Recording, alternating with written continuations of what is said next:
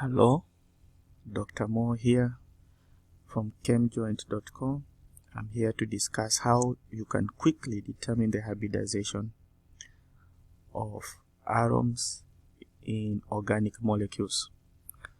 Hybridization is the mixing of atomic orbitals to form new hybrid blended orbitals. We did this in several other lectures, and the quickest way to determine the hybridization of an atom of an element in a structure is to count the number of electron groups or electron regions, otherwise called electron domains, around the said atom. One single bond is one electron domain, one double bond, one electron region, one triple bond, one electron region, one lone pair, one electron region. So looking at this example of Tamiflu, of course you know Tamiflu is a medication you can buy and use.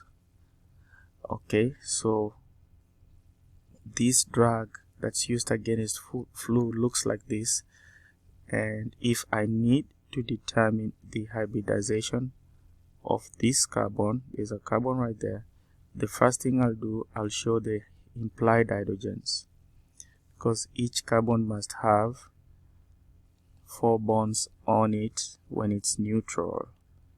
So example is methane. We did that in a previous lecture.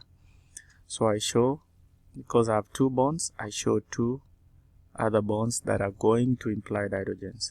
So you see how I have 4 bonds, 4 single bonds. So that means this carbon right here has 4 electron domains or groups, and whenever it's 4 electron domains, whenever it's 4 electron groups, we use our shortcut and say it must be SPP, which means it must be sp3. So this is sp3 hybridized center. The next one, to satisfy octet rule, I'll show 2 lone pairs. There is no implied hydrogen on other elements other than carbons. So what I can just show to satisfy octet rule here is lone pair, just like here I showed the 2 implied hydrogens to satisfy octet rule. So first show the lone pairs. Those are 2 electron domains, and then you have these 2 bonds right there. So again I have 4 electron domains. Now you have to be careful. If any of the lone pair takes part in resonance, don't count it as an electron domain. So since these are not next to a double bond, like right here, the lone pairs are always there. They are localized, so I count them. This oxygen is sp3 hybridized. On the next one, I have 3 bonds on the carbon. I have to show 1 implied hydrogen to make 4 bonds around the carbon. But how many electron domains do we have around that place? We have a double bond, we have a single bond, we have a single bond. Those are 3 electron domains. The hybridization of that center is going to be spp, which is sp2. Whenever you have 3 electron groups, you assume that you have spp, which translates to sp2. That carbon is sp2 hybridized. And it's going to be a similar case here for this carbon. You have a double bond, a single bond, a single bond. You have 3 electron domains, 3 electron groups. So that carbon of the carbonyl is sp2 hybridized. For this nitrogen, you have 3 bonds right now. Those are 6 electrons. There is an implied lone pair. You have to show that first. However, if you look carefully, you will see that that lone pair can take part in resonance. It's not always there, it's delocalized. So we will not count that lone pair as an electron group. We will not count the lone pair as an electron group because it's not available to be counted. You don't count on a friend who's all over the place. So I'm left with 3 bonds, the NH, the NC, and the NC. So this nitrogen right there eventually has 3 electron groups, excluding the lone pair because it's not available.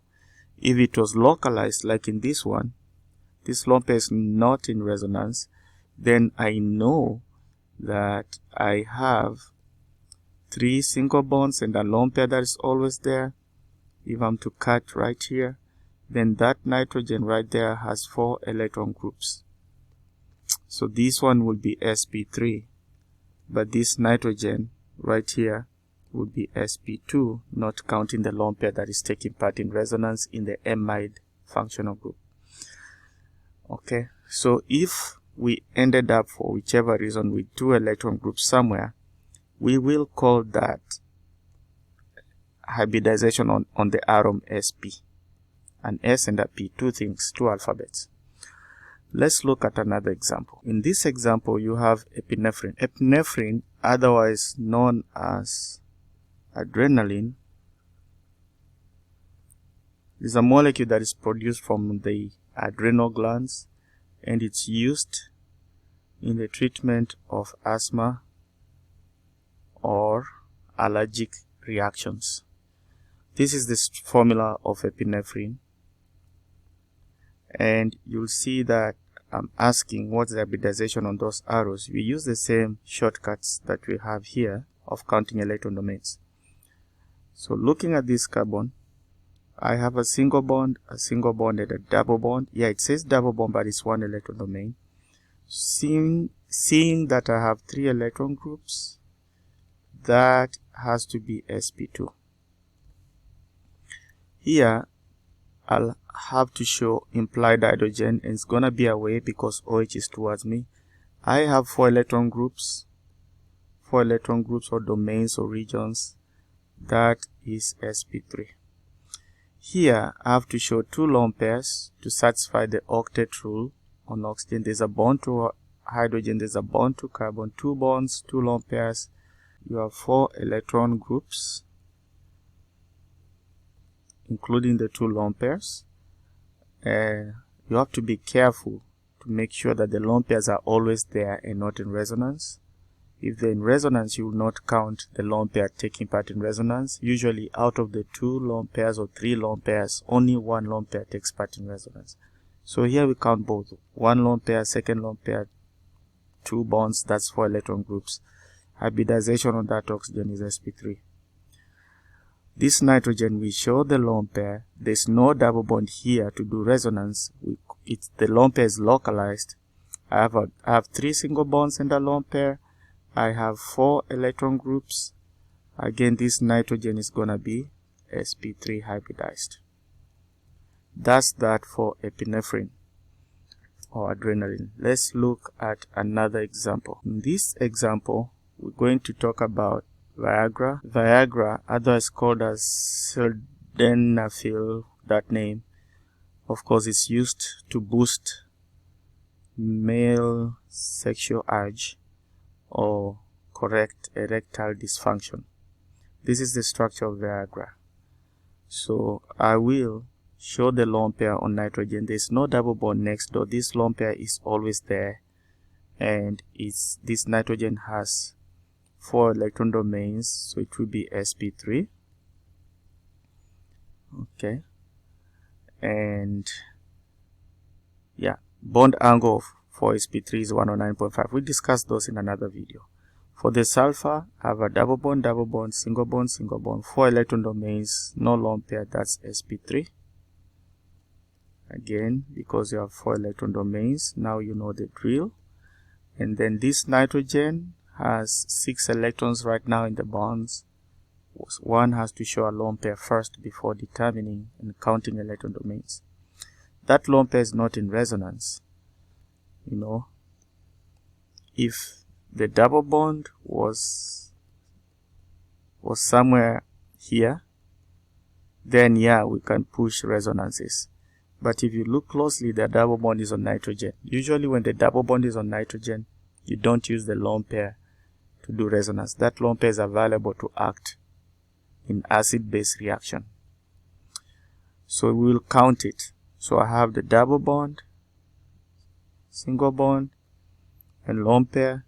The hybridization here includes 3 electron groups, and that is gonna be sp2 for that nitrogen. Okay, For this one, there's a lone pair to count 8 electrons around the nitrogen octet rule. That lone pair you see can do resonance. It's a allylic, we call it a allylic. It's on a allylic position, it can do resonance. So we don't count it as an electron group. We are left with that, just the 3 single bonds. So 3 electron domains, 3 electron groups. So that nitrogen right there is sp2. And that, my friend, is how you'd forever determine accurately the hybridization of atoms in natural products like Viagra, Tamiflu, epinephrine, Taxol, and so many other, penicillin. I hope that helped. Bye.